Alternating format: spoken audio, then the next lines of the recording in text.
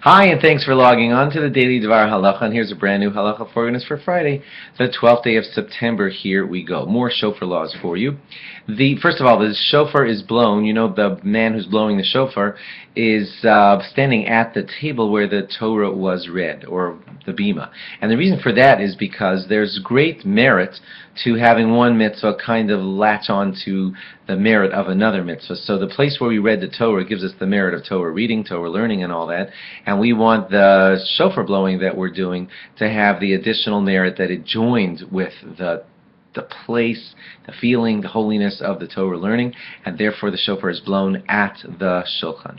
The Shehecheyanu bracha will be said by the shofar blower on each day of Rosh Hashanah, even though the second day is kind of like a repeat, but we will blow the shofar again.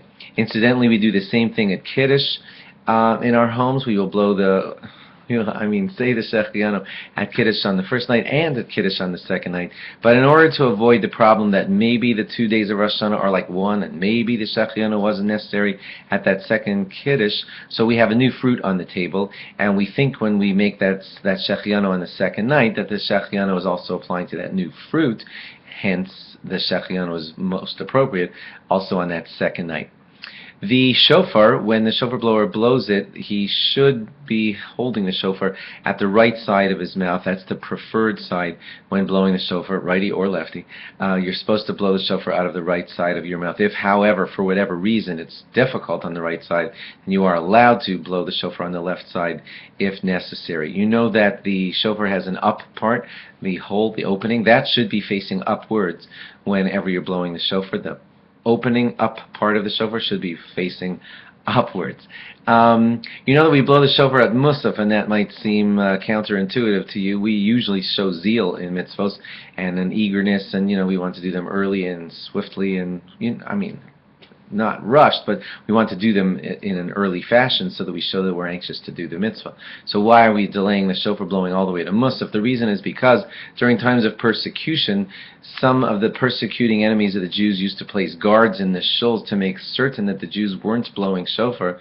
So the Jews, in order to get around that, would delay the shofar blowing till Musaf time when the guards were gone, and that custom has stuck. And because of it, we are still blowing the shofar at Musaf time. Incidentally, for those of you who noticed that we say Shema Yisrael and Kedusha of Musaf on Shabbos, it's for the same reason. They used to try to block us from saying Shema, and we used to get a quiet little mention of Shema to beat the persecution in the Musaf Kedusha where they weren't watching for it, and that custom also has stuck with us until today.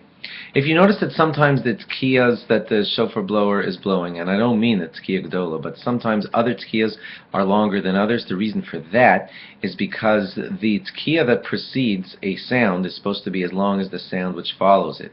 In other words, when there's a shvarim, the tkiya should be at least as long as that shvarim. Both tkiyas, on both before and after that shvarim. When there's a trua, the tkiya should be as long as that, at least. And when there's a shvarim trua, which is a little bit longer, there should be a tkiya before the shvarim trua, which is at least as long as the shvarim trua. And so too with the tkiya that comes afterwards. That's why you're noticing that the shofar blower is sometimes blowing tkiyas of different lengths. Thanks for logging on, and log on again after Shabbos for more. Bye-bye.